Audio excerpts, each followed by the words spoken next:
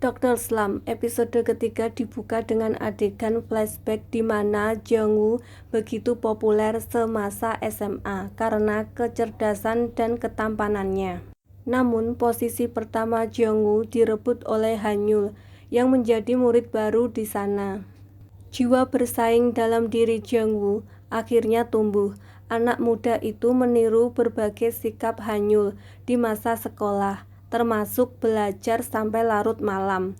Jeong-woo dan Han-yul akhirnya sama-sama pingsan karena kelelahan belajar.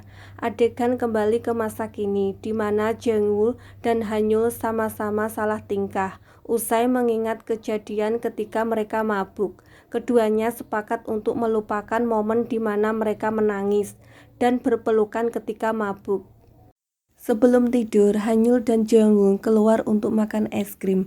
Mereka kemudian membahas cara bersenang-senang yang tidak pernah dirasakan Han-yul sebelumnya. Jeong-woo akhirnya mengajak Han-yul melakukan berbagai kegiatan menyenangkan di luar belajar. Adegan berikutnya, Han-yul menghabiskan waktu untuk mempelajari kasus Jeong-woo. Han-yul teringat ada kasus yang sama dengan milik Jeong-woo. Pada hari persidangan, Han-yul akhirnya menemukan bukti kasus yang bisa saja membuat Jeong-woo dinyatakan tidak bersalah. Han-yul bergegas ke pengadilan, namun bukti yang ditunjukkan ditolak. Hakim menyatakan kalau bukti yang dimiliki Han-yul itu baru bisa dipakai untuk persidangan berikutnya. Jeong-woo terlihat kaget dengan bantuan Han-yul, tetapi hasil pengadilan tidak sesuai harapan mereka. Setelah di pengadilan, Jeong-woo mengajak Han-yul untuk melihat matahari terbit di tepi pantai. Sayangnya, begitu tiba di lokasi, ternyata matahari tidak terbit dengan indah. Akan tetapi, Jeong-woo secara resmi mengajak Han-yul menjadi teman. Di episode keempat, Hong-ran berpikir bahwa Jeong-woo adalah cinta pertama Han-yul. Mendengar perkataan Hong-ran itu, Jeong-woo tampak syok karena tidak tahu dirinya cinta pertama Han-yul, sedangkan Han-yul membantah bahwa Jeong-woo adalah cinta pertamanya.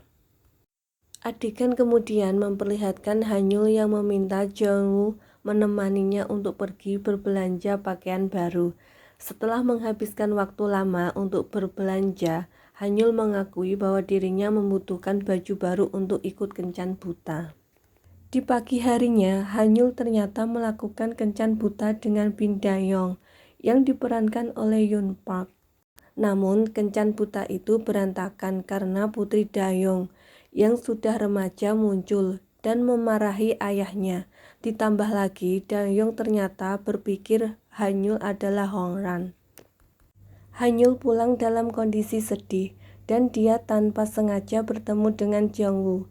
Han-yul mengatakan bahwa kencan butanya berantakan dan Jeong-woo tampak tersenyum senang. Di saat yang sama, dua bibi Han-yul mendadak muncul dan mulai menghina Han-yul.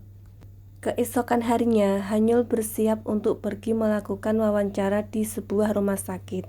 Namun, dia tidak sempat diwawancarai karena pihak rumah sakit mengetahui kisah di mana dirinya menendang profesor di rumah sakitnya sebelumnya.